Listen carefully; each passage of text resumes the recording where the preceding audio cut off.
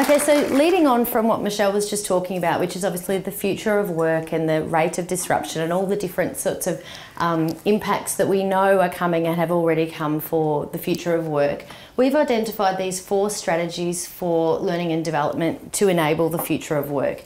And we believe by considering these 4 strategies for L&D, we actually will be able to enable learning and development practitioners to move from just being order takers into actually being impactful business partners within an organisation. So what we're going to do now is just go through each of these 4 areas as a small summary or an introduction to the sorts of things that we've found in these areas, and at the end of that we'll have an opportunity to have a discussion and really start to think about some of the skills that we need to build to be able to address these 4 areas. And I think the thing to remember with these is each of these strategies can't be implemented by just L&D alone. We do actually need other parts of the business to work with us, and we need to be aware that as we're perhaps shifting these boundaries of learning and development, we may cause some friction with other parts of the business as we sort of start to move towards that learning really is everybody's business, and we really are, as learning and development people, we are about performance support and all of the components of performance support that are required. So the first cab off the rank I'm going to talk about, which is solving performance challenges. When we talk about performance challenges, you'll see we have this nice diagram that shows what we believe are all of the components to performance. And you'll see there that learning is one of the components, but it is just one of the components. It's still very important in building capability in terms of the knowledge, mental models and skills. But we also need to be thinking about the metrics, performance support, systems, leadership and engagement. And if, as learning and development professionals, we can start thinking about performance more holistically like this, that's when we do become the real, true, impactful business partners. That's when we can start to identify the areas that we really can help to uplift the performance. And I think looking at a diagram like this is a really useful start to how we can become, I guess, holistically focused when we're thinking about performance.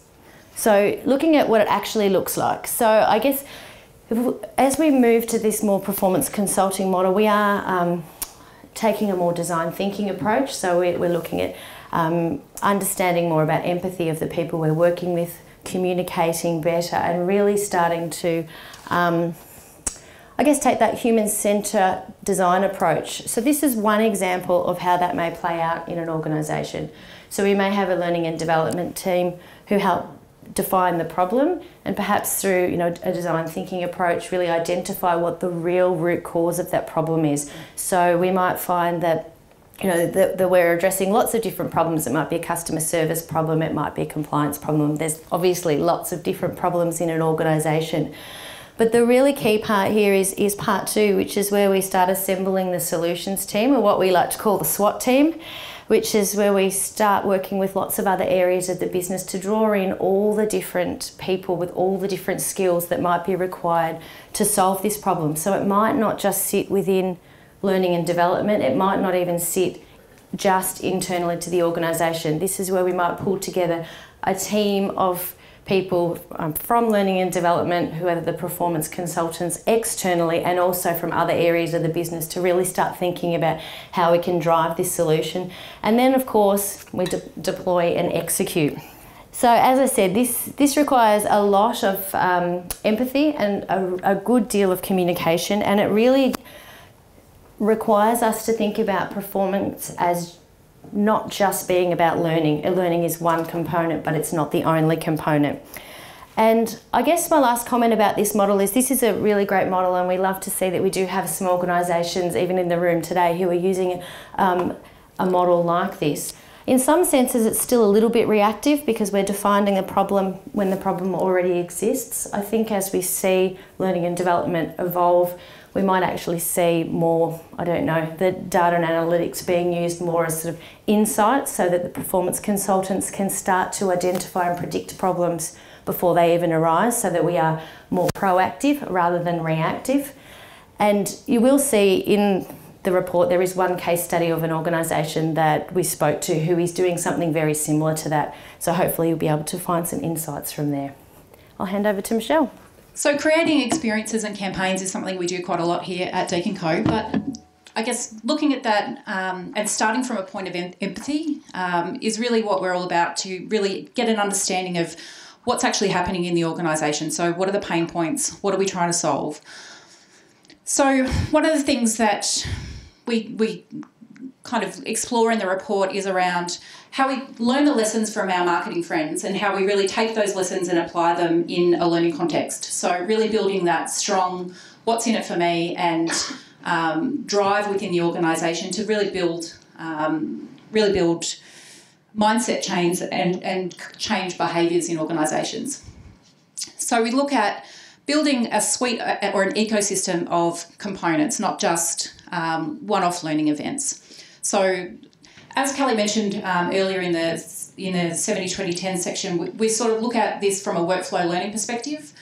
So old school learning tools still have their place, and we still incorporate those into campaigns as they're relevant and required. But we certainly come at this from a what do I need to do to be able to do this task or job or solve this problem at a point in time.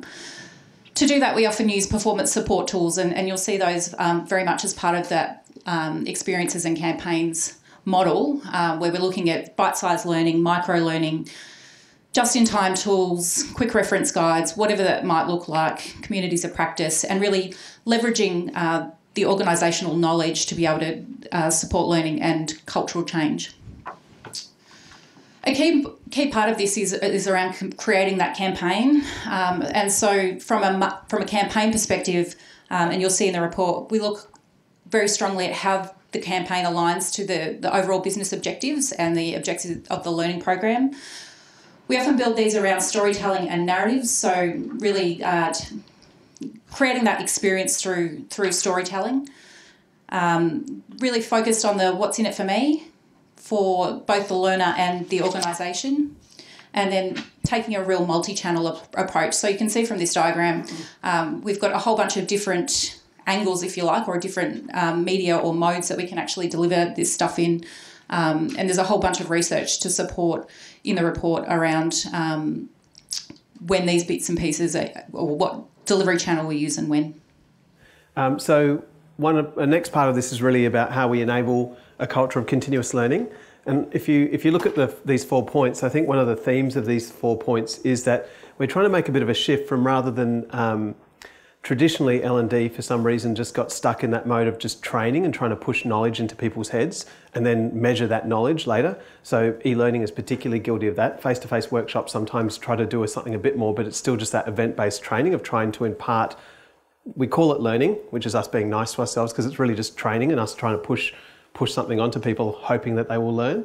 And one of the shifts that I think is happening is the realization that in the context of a really dynamic environment, which is constantly changing, and there's no business as usual. Business as usual is the change, and change at a more rapid state than ever, as Michelle went through, that we can no longer just feed people with this information and set them up for a career, let alone a year. Now they're going to have to constantly reinvent themselves, so they can constantly reinvent the organisations that they're in, so they can stay competitive and thrive in this pretty crazy environment that we're entering into.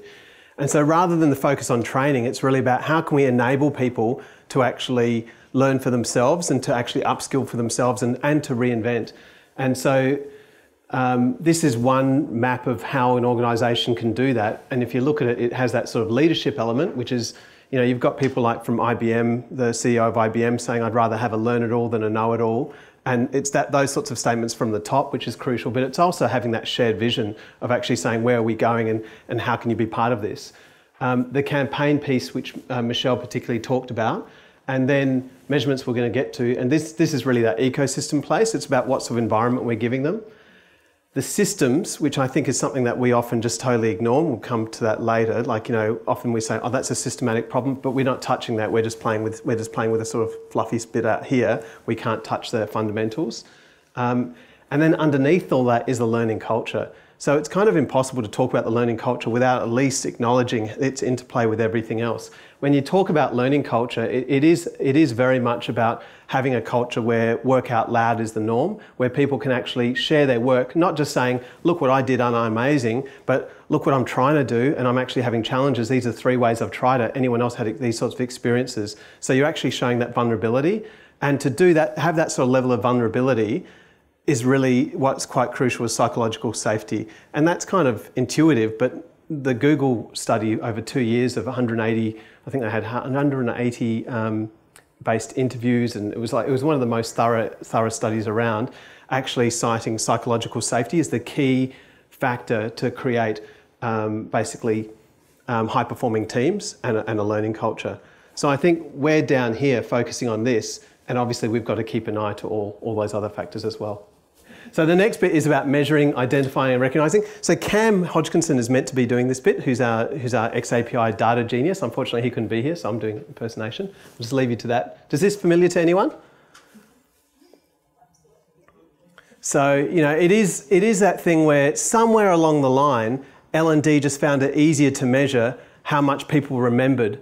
Like it was just literally a knowledge check. That's what we measured. And so I'm reminded of the Soviet factory that had to produce a certain amount of shoes per year.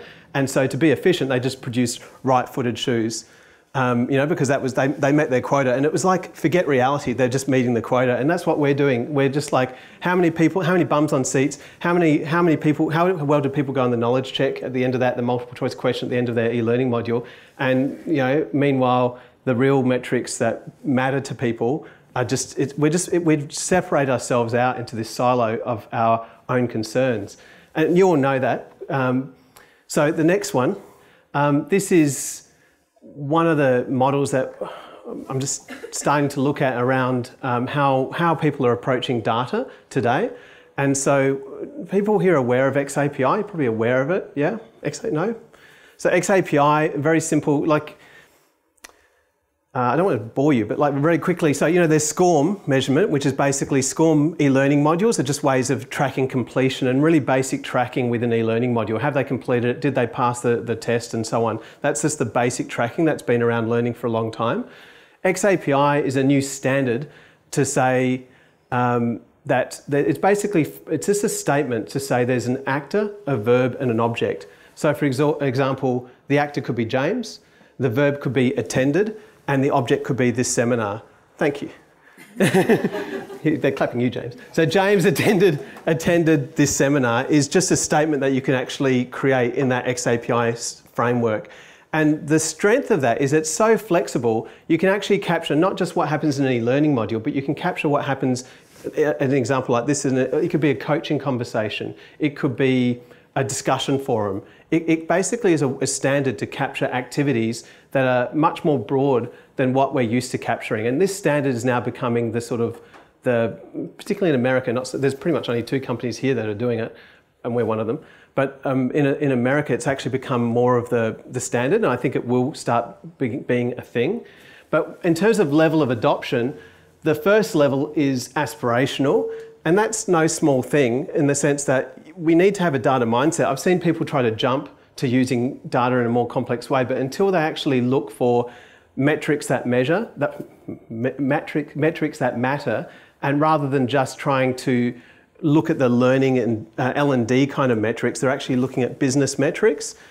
So that starting point, I'm assuming that the crowd here would be already that way. You'd already be looking for metrics that what performance outcomes actually matter to the business and how can we measure that? If you ask that sort of question, you're already moving that, and that's surprising that still a lot of L&D isn't there.